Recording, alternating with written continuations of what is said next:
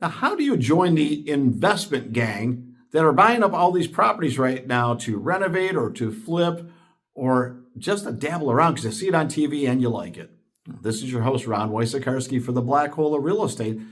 And if you're telling me that you currently own a home and are looking to buy that next home, and you just don't have the way to save enough money for the down payment and closing costs and renovations, let's just peel back the layers of the onion a little bit over here and let's ask a couple of honest questions right now. Maybe you're a little cash deficient right now, but are you living in a home that you purchased over the last several years that probably has gone up a lot in value and you had a good down payment with? You could be sitting on 50, 100, maybe $200,000 worth of trapped equity that you're not investing. And while it makes sense for a lot of people to pay off their house and not have a mortgage, if you have a $300,000 house that's entirely paid off, the only thing you have going for you is appreciation. That money's not working for you. It's a dead asset is what they would call it. And if you got $300,000 sitting there, I'm not telling you to leverage it to the hilt. But what if you got an equity line on the house for $150,000, $200,000? And if it's an equity line, you can borrow and repay it back, so you're not paying interest the whole time. You could take a home equity loan, probably get some better terms over 10, 20, 30 years, works a lot like a mortgage. But a lot of people like the equity line of credit that's available, almost like a blank checkbook to use up to a certain amount. And then if you were to use that money to purchase a home, and let's say you took 100 of it to purchase the home and 50 to renovate it, you got 152 into it. And you're paying just the interest on that most likely until you sell the property again and flip it. And maybe you get it to sell for 200, you make 50 grand. Maybe that's a pretty good strategy. And after your closing costs and fees, maybe you still got 30 or 35,000 left over, far less than the interest. You pay it all back. You pay your interest, you write that off because it's part of your cost basis. Your CPA will tell you about that. But now you found a way to take that trapped equity that's doing nothing in the house, and lo and behold, now you've made $30,000, $40,000.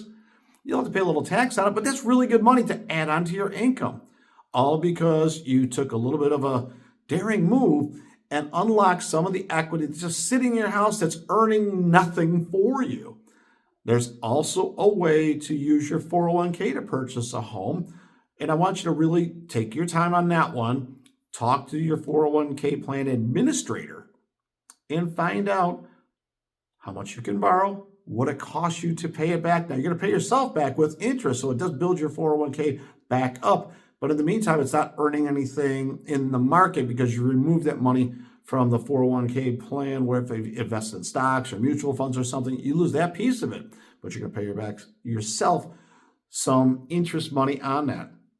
Now, again, why would anybody do this? Well, if you're going to go in the open market and get a mortgage, it's going to go on your personal credit. It's going to have to qualify for it. It's going to lock you up with other things. Okay, we accept that piece.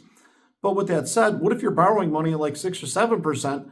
But what if the returns are 15 or 20% by investing in real estate, whether you're flipping or maybe you buy it, you renovate it, you rent it, and then refinance it out to permanent financing?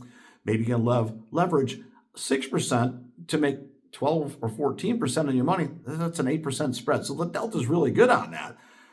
And for a lot of people, you'll hear the word arbitrage. Well, let me dumb that down for you. If you're paying 6% interest and you're making 15, the spread, that arbitrage, that's a really good number. And if you could borrow and repay that back and continue to make money on top of it, you become your own bank in a lot of sense.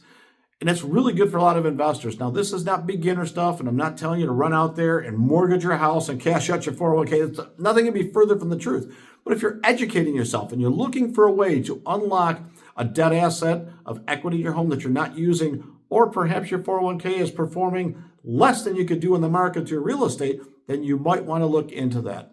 You should talk to your financial advisor, talk to your attorney, talk to your CPA, talk to anybody that you need to talk to before we make any of these moves on here. But I want to lay the foundation of how you can acquire some money to make investments in real estate and join the game of investing, even if you don't have a lot of money sitting in your savings account right now. There's other ways to approach this, but I'm going to stop right now for today. I've given you a lot of information. Play this back, listen to it again, seek counsel and advice from those people that are advising you in your financial matters, and don't rush out and do anything blindly based on a video. Always verify things and make sure it's the best possible way for you to invest and make money to protect your future. If you got questions, drop them below. Definitely subscribe. This is Ron Wojciechowski for the Black Hole of Real Estate.